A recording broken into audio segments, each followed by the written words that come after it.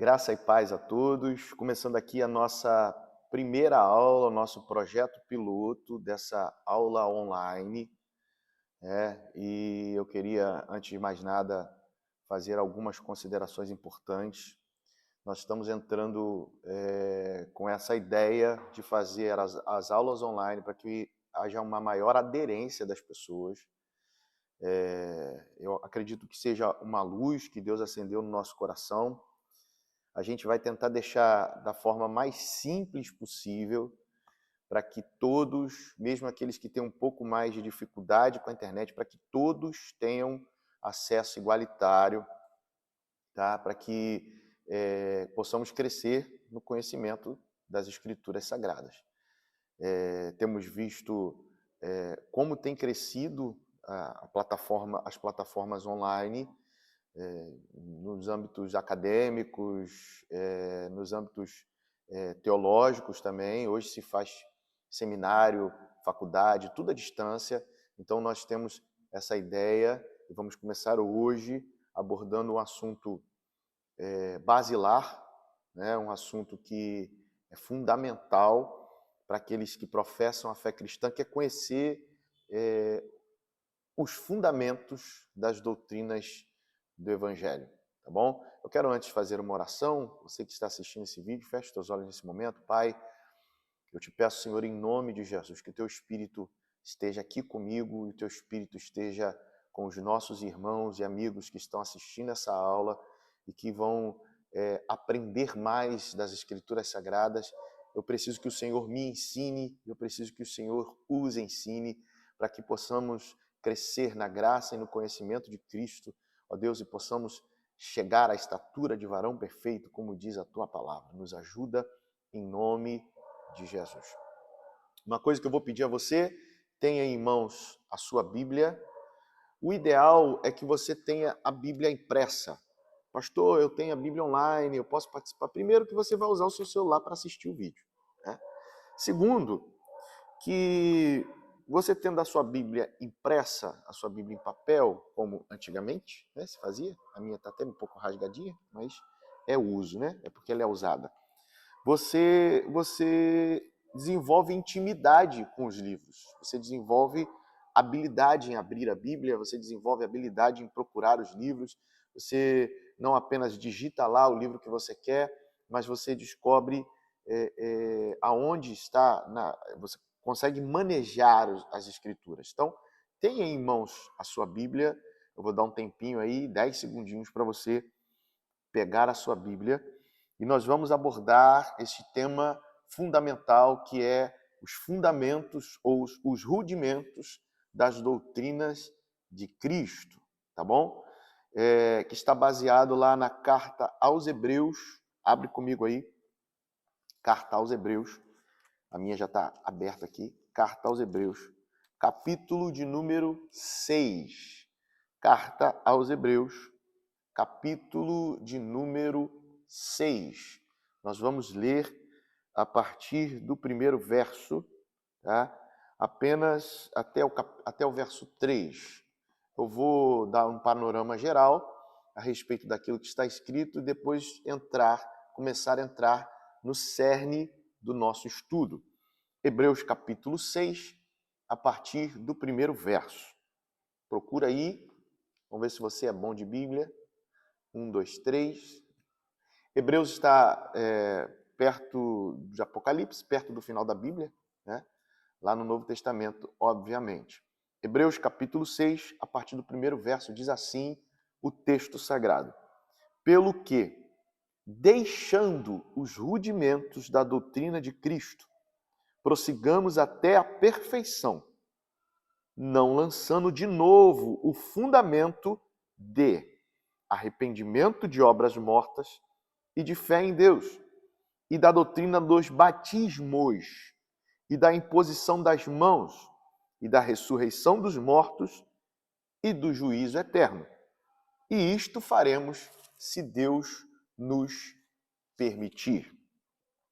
Algumas coisas que eu quero considerar aqui, antes da gente abordar propriamente o tema, é o seguinte: A carta aos Hebreus, e é sempre bom a gente contextualizar, isso faz você entender todo o contexto. A carta aos Hebreus, ela é anônima, no sentido de que a pessoa que escreveu, provavelmente um dos apóstolos, não colocou o seu nome lá. Por exemplo, quando você tem as cartas paulinas, Paulo sempre coloca lá, Paulo, apóstolo de Cristo, ou Paulo, servo de Cristo, Paulo, prisioneiro de Cristo. Você vê nas cartas de Tiago, de Judas, ele dizendo, Tiago, irmão, o irmão Tiago, o irmão Judas, eles se identificam assim porque eram irmãos de Cristo e não eram do colégio apostólico, nem tampouco foram apóstolos posteriormente, como o apóstolo Paulo foi.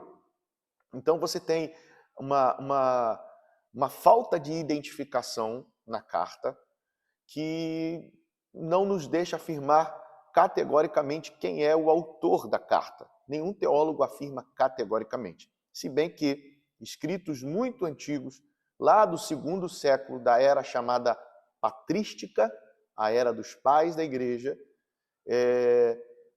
alguns homens famosos, eles admitiam que Paulo escreveu aos Hebreus. Alguns teólogos também acreditam nisso por causa do teor muito rebuscado de teologia que não cabia muito na linguagem que era usada pelos apóstolos iniciais, que eram pescadores, na sua grande maioria. Então você tem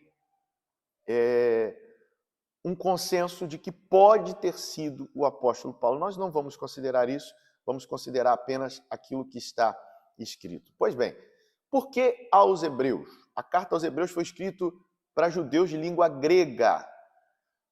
Isso é bom a gente sempre entender.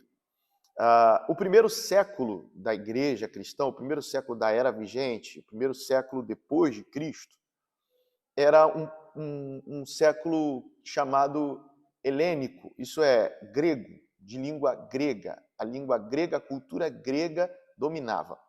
Duas coisas dominavam o mundo: a força bélica de Roma e a força intelectual da Grécia. Então, todos os povos do Oriente, todos os povos conhecidos até então, até da Europa, eram predominantemente dominados por cultura grega. Os gregos traziam a sua filosofia, os grandes filósofos eram muito conhecidos, são conhecidos até hoje, Sócrates, Platão, enfim. E você tinha toda uma cultura grega introjetada naquela sociedade. O Novo Testamento foi escrito em língua grega, então a gente tem que sempre fazer essa diferenciação, porque o Antigo Testamento foi escrito em língua hebraica. Então você tem ali a Septuaginta, que é a tradução do Antigo Testamento em língua grega, mas o original, lá, o primeiro que foi escrito, dos escritos, dos profetas e das leis, foi em língua hebraica. Então você faz essa diferenciação na hora que você vai fazer um estudo mais aprofundado das Escrituras Sagradas. E para quem foi escrito o livro, a Carta aos Hebreus?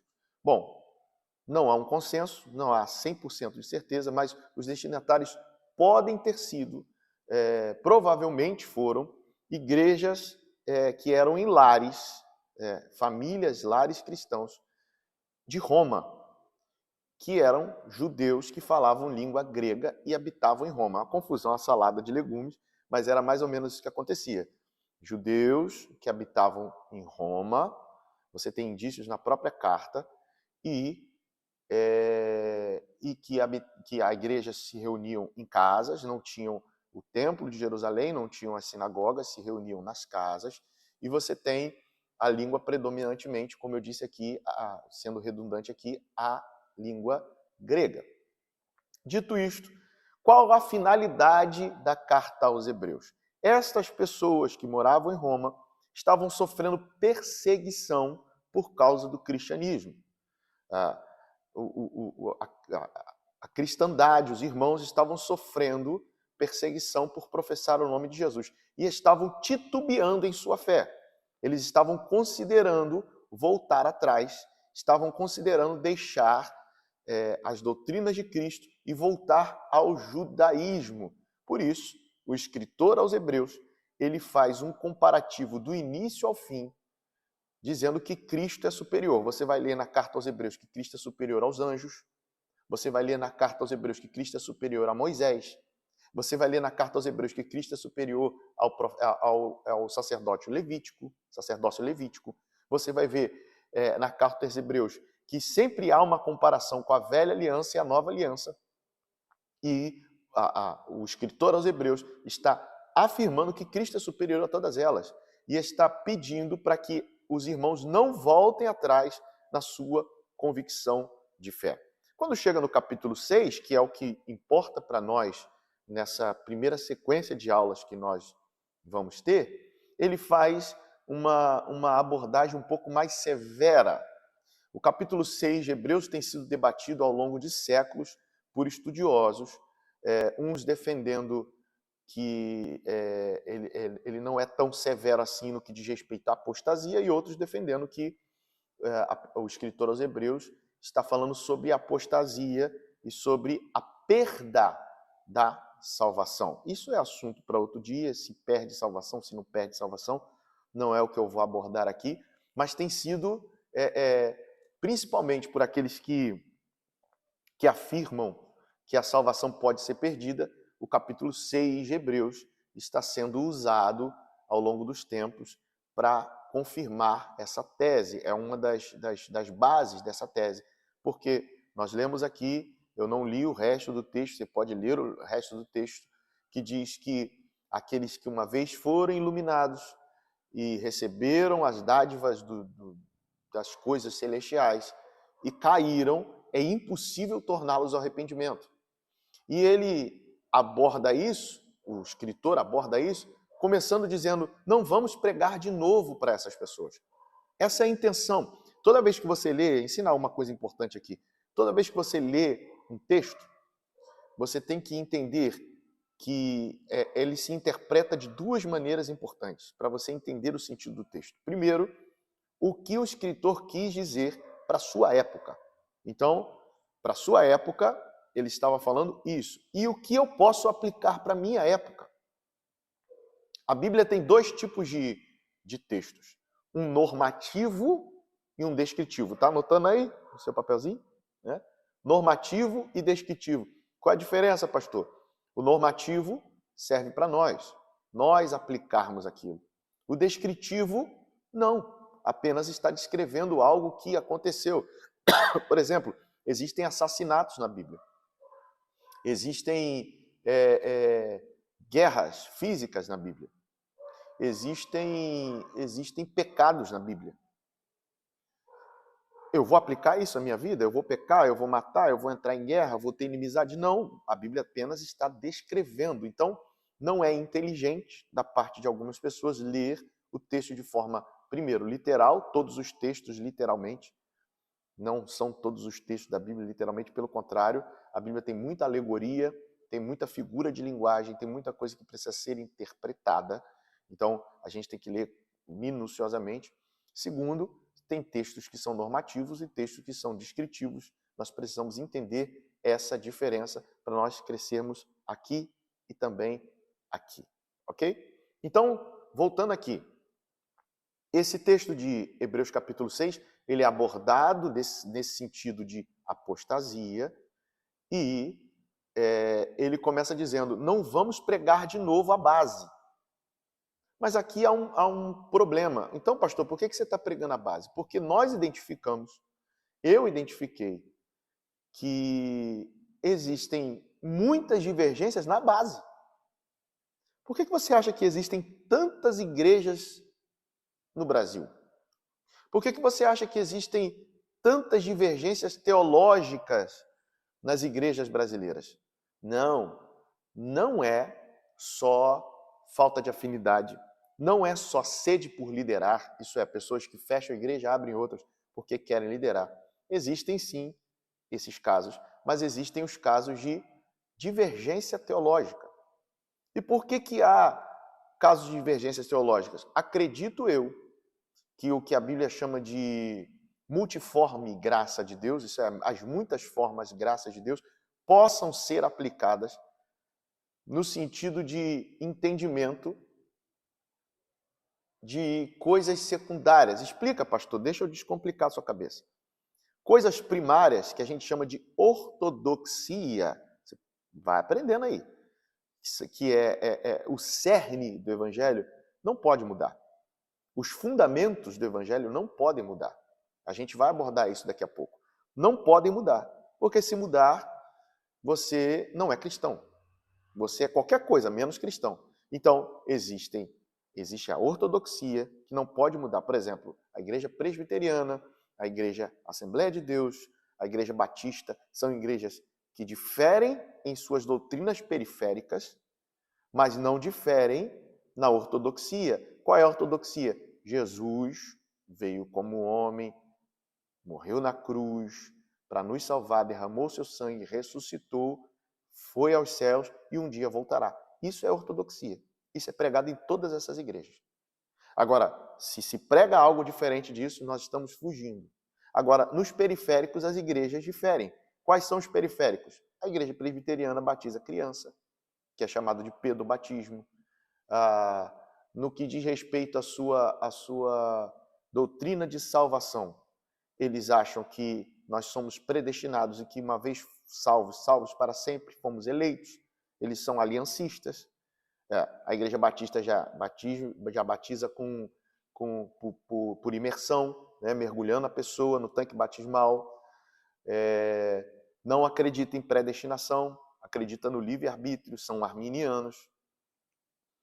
Qual a diferença da igreja batista para a Assembleia de Deus? A igreja batista, a tradicional, aqui começou, né?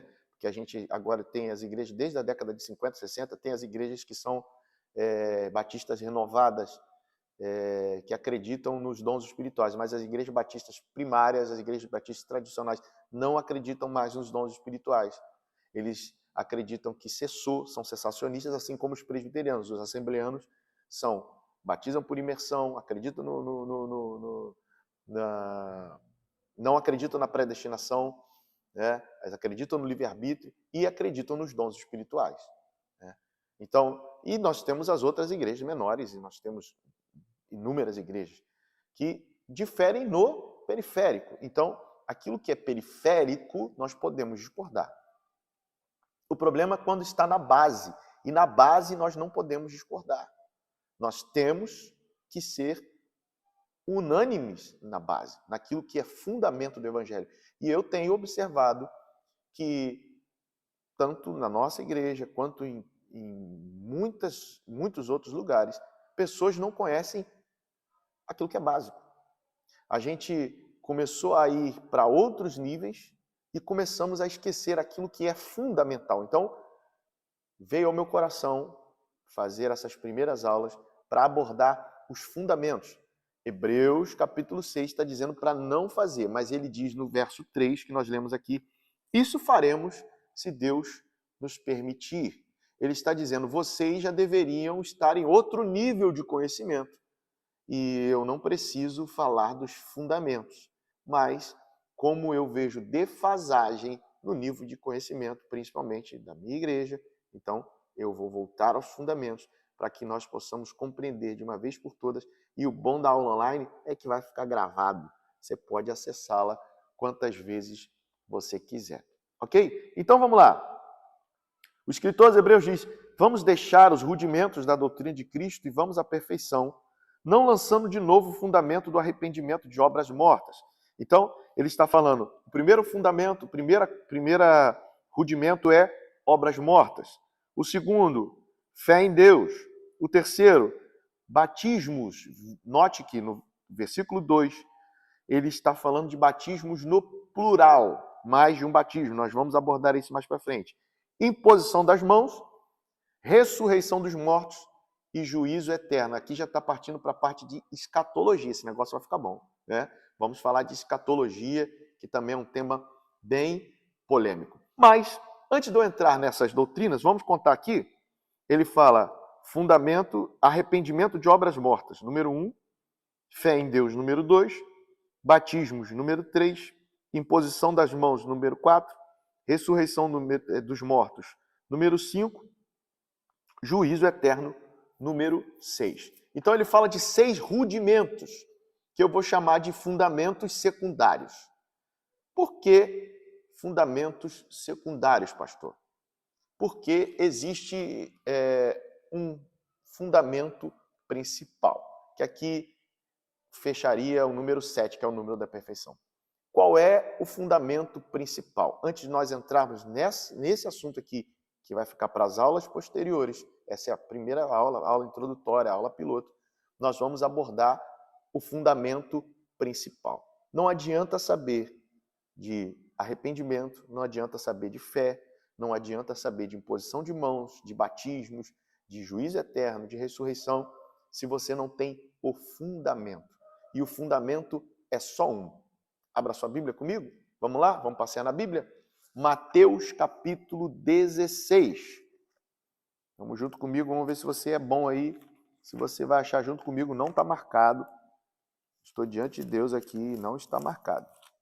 Mateus capítulo 16. Eu gosto desse barulhinho passando. Mateus capítulo 16, verso 18. Diz assim o texto sagrado: Pois também eu te digo que tu és Pedro, e sobre esta pedra edificarei a minha igreja, e as portas do inferno não prevalecerão contra ela. Jesus está falando de um fundamento. Ele está dizendo, tu és Pedro e sobre esta pedra. Esse versículo tem sido alvo de contradição ao longo dos séculos. Nós temos a Igreja Católica, que afirma categoricamente que Pedro é a pedra. Jesus diz para ele, tu és Pedro e sobre esta pedra. A palavra Pedro, e aí vem a contradição, a palavra Pedro, lembra que eu falei que o Novo Testamento é escrito em grego? A palavra Pedro, em grego, escrito aqui pelo evangelista Mateus, é Petros. Anotou aí? Petros, que significa pedrinha. Pedras pequenas. Quando Jesus fala de fundamento, quem sabe um pouquinho de obra aí, vai saber do que eu estou falando. Não se pode edificar uma igreja, um templo ou qualquer edifício, não se pode fazer em cima de pedra pequena. Você precisa de uma base sólida. E o que a pessoa faz? Ela cava sapatas, ela preenche de concreto, ela acha um lugar duro primeiro, faz a sapata, faz os alicerces, para depois colocar a construção em cima. O que Jesus está dizendo para Pedro é o seguinte, tu és Petros, tu és pedra pequena. E aí ele usa de propósito um trocadilho aqui, porque ele diz assim, tu és Petros, e sobre esta Petra, a palavra pedra aqui é em grego também escrito Petra. Por que é que Jesus usaria um termo diferente do significado do nome de Pedro? Jesus usou esse termo diferente exatamente para deixar bem claro que Pedro não é a pedra fundamental da igreja. Ele mesmo usa a expressão parecida lá na carta de Pedro. Vamos lá, na primeira carta de Pedro. Vamos procurar aqui. A primeira carta de Pedro. Está lá no finalzinho. Se você for lá no finalzinho da Bíblia, você vai achar a carta de Pedro. Carta de Pedro. Primeira carta de Pedro. Capítulo de número 2. Verso 5. Olha o que Pedro fala. O próprio Pedro, olha quem está falando. 1 de Pedro, capítulo 2, verso 5. Vós também, como pedras vivas. Veja que ele está colocando no plural, apontando que, olha, não só sou eu que sou pedra, vocês também são pedras. Pedras vivas, edificados casa espiritual. Ele não diz fundamento, ele diz casa. Casa espiritual, sacerdócio santo, para oferecer sacrifícios espirituais agradáveis a Deus por Jesus Cristo. Então, o que o apóstolo Pedro está dizendo na sua primeira carta, capítulo 2, verso 5? Que não é só ele, Nós também somos pedras. Nós fazemos parte da construção, não do alicerce. O alicerce, voltando aqui em Mateus capítulo 16, é Cristo. O contexto dessa passagem é Cristo perguntando aos seus discípulos: quem os homens dizem que eu sou? Ele é o tema principal da mensagem. Ele é o tema principal da mensagem. E Pedro diz, os discípulos dizem, uns dizem que o Senhor é Jeremias, outros dizem que o Senhor é um dos profetas, outros dizem que é João Batista, e Jesus faz a pergunta cerne do negócio: e vocês? Então Jesus está preocupado com o que a gente sabe dele. E vocês? Vocês dizem que eu sou quem? E aí Pedro categoricamente afirma: tu és o Cristo, o Filho do Deus vivo. Jesus dá uma palavra bonita para Pedro, dizendo: não foi carne nem sangue que te revelou, mas o meu Pai que está no céu. E eu te digo que tu és Petrus, pedra pequena. E sobre essa pedra grande, rocha, edificarei a minha igreja, e as portas do inferno não prevalecerão contra ela. Coisa extraordinária. Quer saber mais? Vamos de outra palavra? 1 de Coríntios, capítulo 3, verso 11.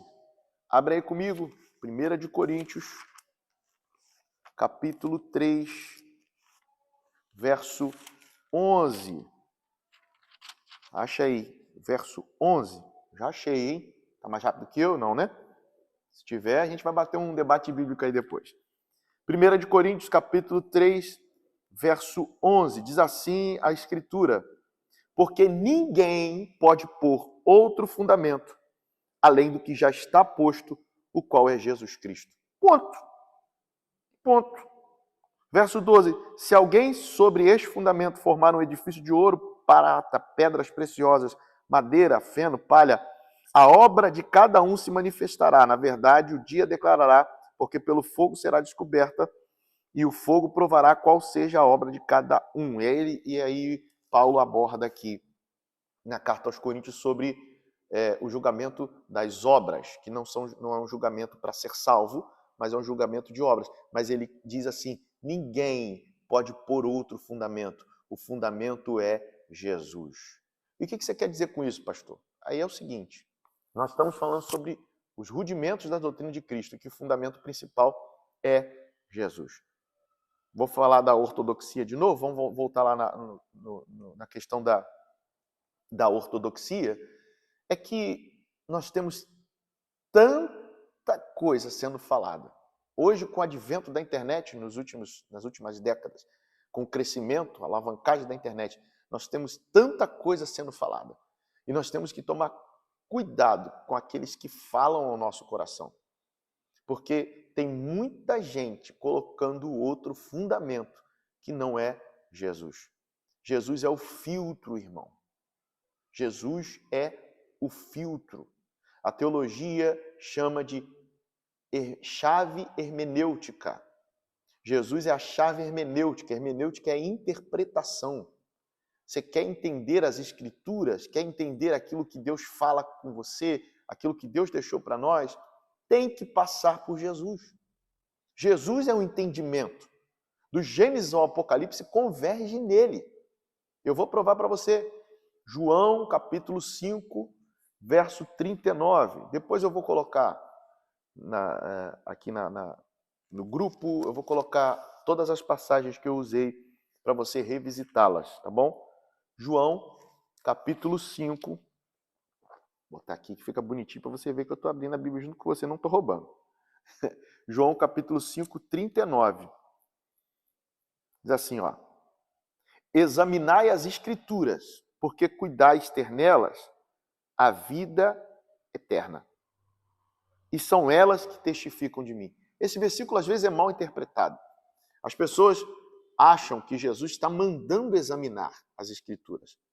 Na verdade, ele está afirmando que os judeus examinam as Escrituras. Ele está afirmando, dizendo assim, ó: vocês examinam as Escrituras, porque vocês acham que vão encontrar nelas a vida eterna. Só que A Escritura Sagrada, ela é importante para a nossa alimentação, mas ela não é o alimento. Tira isso do seu entendimento. O que me alimenta é Cristo. Cristo é a palavra de Deus.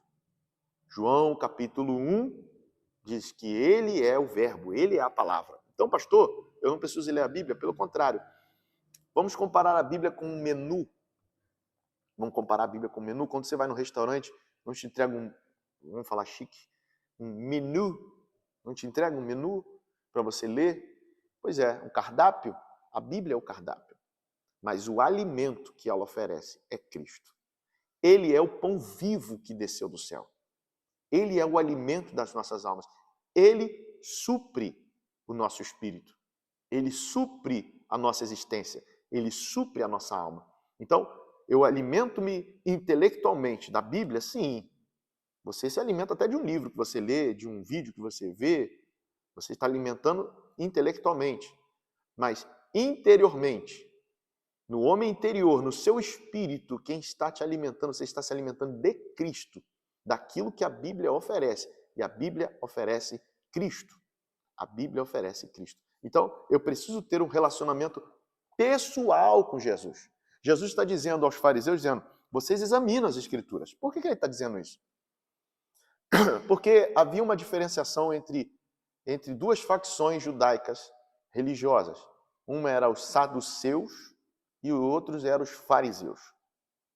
Os saduceus, Jesus diz para eles assim, vocês erram não conhecendo as Escrituras. Os saduceus, eles só acreditavam nos 5 primeiros livros da Bíblia. Gênesis, Êxodo, Levítico, Número, Deuteronômio. Fugiu do Pentateuco, eles não acreditavam. Eles não davam valor aos escritos, aos profetas, nada. Tá? Os fariseus já acreditavam no Antigo Testamento inteiro. Então Jesus fala assim, vocês conhecem as Escrituras. Vocês examinam elas. Porque vocês acham que nelas vocês vão achar a vida eterna. Mas são elas que testificam de mim. Isso é, Jesus está dizendo, não é propriamente dito na Escritura que você acha a vida eterna, é em mim. Glória a Deus por isso. Então, o meu fundamento é Jesus. Eu preciso entender isso porque fugiu de Jesus, estou fora. Eu vou perder toda a construção teológica, intelectual, espiritual e au que eu fizer. Fugiu daquilo que Jesus oferece, daquilo que Jesus é. E estar em Cristo e ter Cristo como fundamento não é apenas conhecer aqui.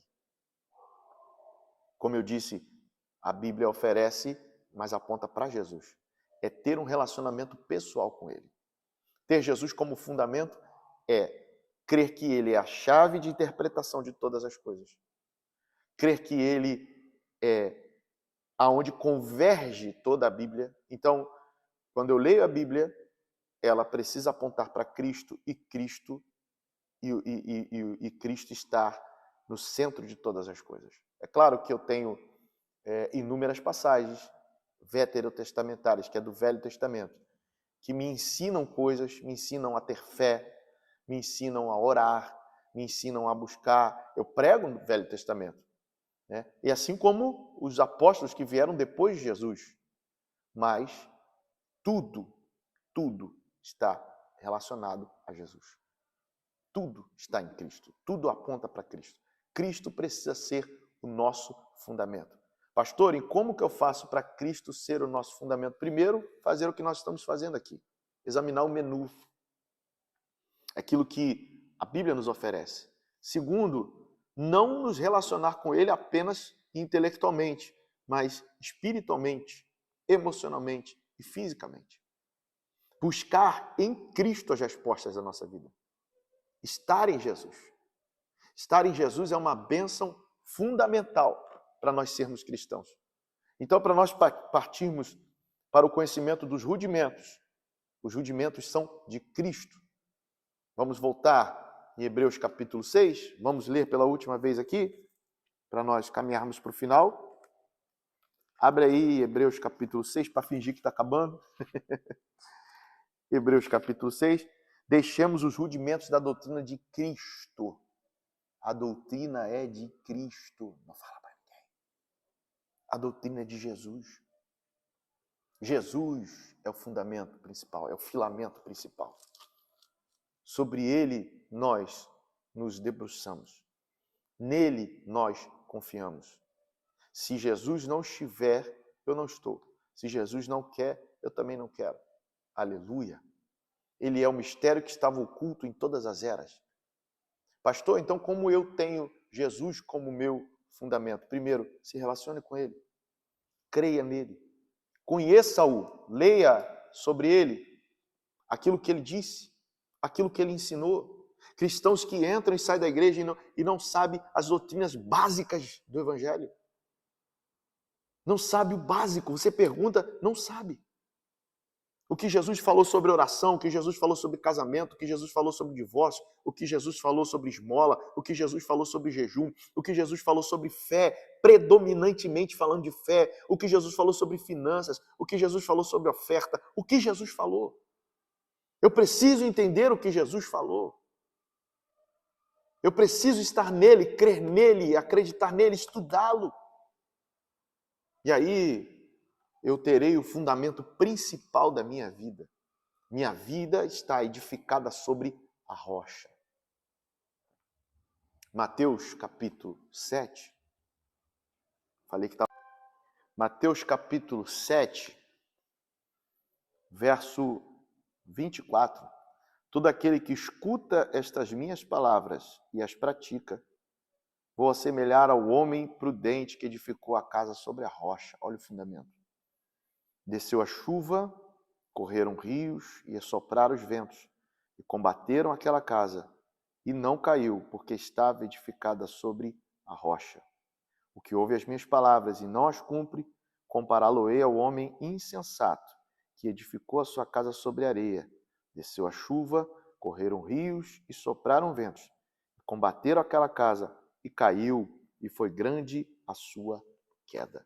Então Jesus está dizendo o seguinte para nós: se nós ouvirmos, se nós entendermos, se nós nos aplicarmos em buscá-lo e nós obedecermos aquilo que ele fala, a nossa casa terá um fundamento e a nossa casa estará firme. Sua vida espiritual não vai ruir enquanto você estiver edificado sobre a rocha. Sua vida espiritual não vai ruir enquanto você estiver edificado sobre o fundamento principal, que é Jesus Cristo. Amém, meus irmãos? Eu quero deixar esta palavra. Jesus é Deus, veio como Deus, ressuscitou, foi glorificado, voltará. Pelo seu sangue fomos salvos e devemos andar como ele andou, porque ele é o fundamento da nossa vida. Portanto, fixe e firme sua fé em Deus. Não deixe de buscar, não deixe de entender, não deixe de estudar. Deus é contigo. Amém? Fique com essa palavra. É tempo de avivamento.